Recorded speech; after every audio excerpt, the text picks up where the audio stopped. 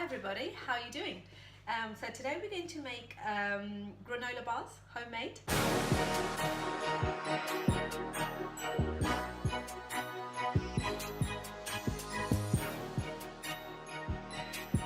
Something like a snack that you could actually keep in the freezer. You can actually store them in the freezer or keep them in the fridge, and it will kind of replace something like, you know, if you were used to having a coffee or tea at 3 o'clock with biscuits, and maybe you started with one biscuit and got on to 2, 3, 4 before you know it, the whole packet's finished. So just try to give yourself good habits, putting the right ingredient in your body. I mean, even what I'm making today are not calorie free, you know, they have calories, but they are all good ingredients in it. That if you do need to go and have another sweet treat, it's better to have this than buying a shop bought one. So what you need first is you need to put your oven on 180 degrees because they're going to be baked. They are squares, granola squares. You will need this is rather large. You could do with a smaller one, a 20 centimeters will be good. However, I only have this one, so I've just lined it with foil. In here, I have got nut butter, which is, you could use any nut butter, so peanut butter, you could use almond butter, you could use cashew butter. And then I've put some coconut oil in that. So I've used 4 tablespoons of nut butter and 2 tablespoons of coconut oil, which is obviously solidified at the moment because it's not as warm here. And we're going to warm this up. We're also going to input small amount of honey in there. So I'm going to put 1 big tablespoon of honey in. It will make around 12 to 16, so that's not too much when you actually divide that into all of the other ingredients.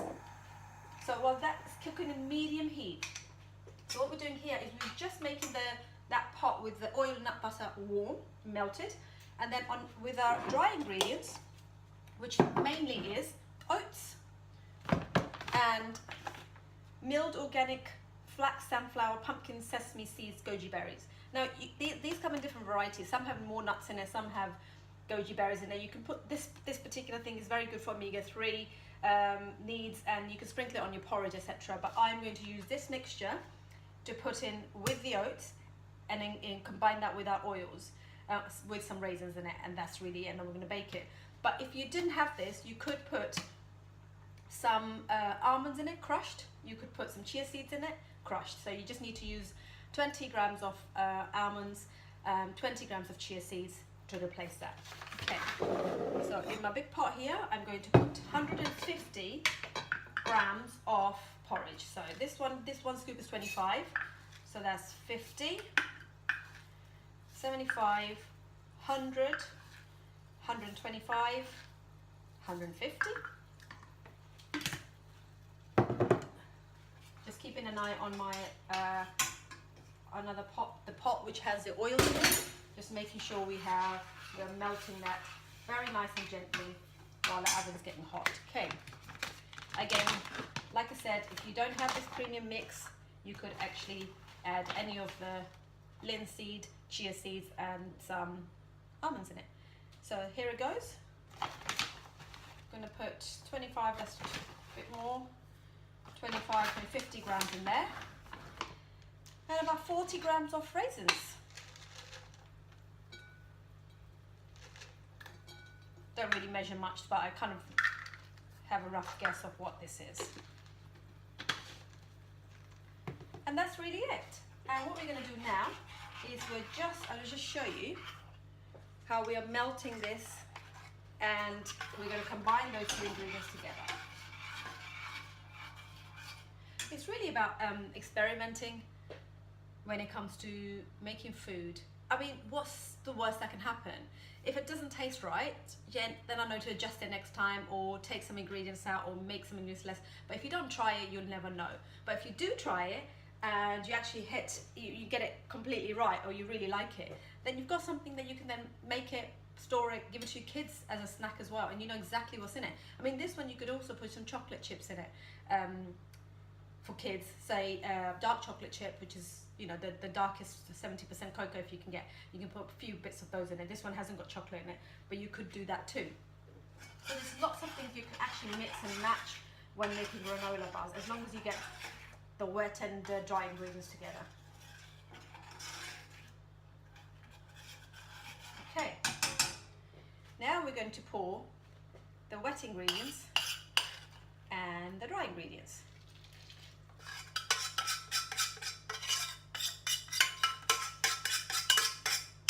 Smells, only if you could smell it, it smells delicious, literally beautiful smell.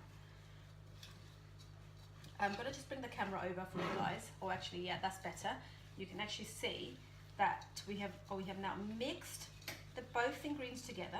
And what we're going to do in a minute is, once it's all combined, we're going to press that onto the baking tray and make little tiny incisions with a knife so that we can break it off into squares when it's ready.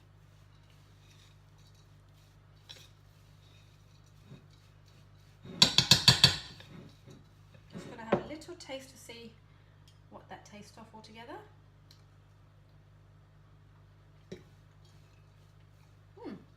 Tastes really good, just like a granola bar. And those raisins makes it taste really nice. Okay, and we're now ready to pop that on the tray. What I'm going to do is just going to line my baking tray with a small amount of coconut oil, not a lot at all, just a tiny bit on the back of the spoon. Just so it doesn't stick.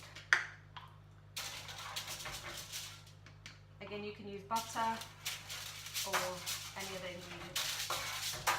I'm not using the whole of this pot because the pot is very big, but we're going to use just a small amount. And what I'm going to do is I'm going to pop this in the corner here. Try and get it to the corner as much as possible, because the idea is we're trying to get some squares out of this. Pour that down.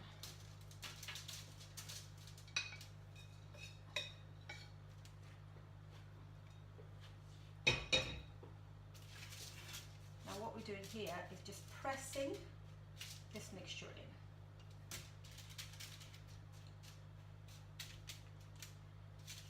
I don't want them too thick, but I don't want them too thin either, so I'm going to try and bring it in closer.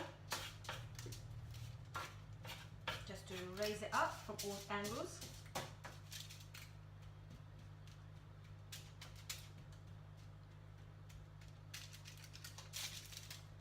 Press it nicely.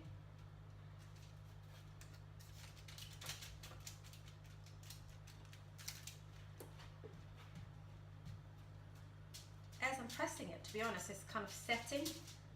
However, we're not setting it without cooking this one. This is the baked version.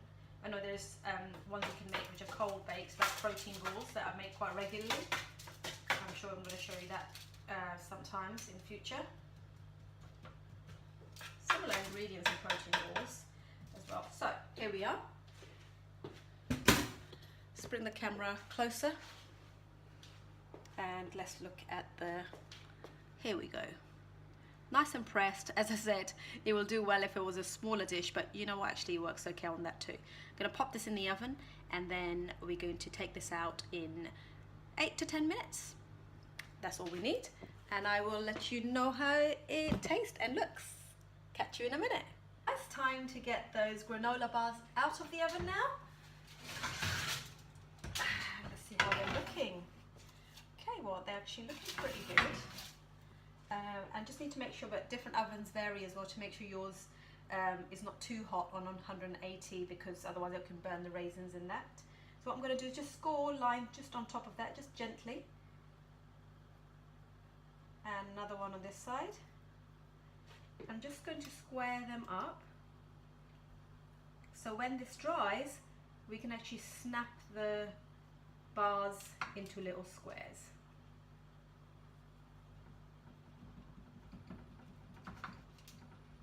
Just like slicing a cake, really. And I think I've got 12 in there. 3, 6, 7, 8, 9, 10, 11, 12, 13, 14, 15. Okay, quite happy with that. So we're going to leave this to cool for a bit, and then we're going to crack them up and place them on the plate. When they're ready, what we're going to do is we're just going to take the squares off and pop them in Tupperware. Just try and be really gentle with them. They will be sort of soft and crumbly, but they should be pretty set for you to kind of separate them gently in this way. So here's our granola square. Just pop them in the little Tupperware where you can actually freeze them and keep them for 7 days if you keep them airtight. And here's another one. Have a little try.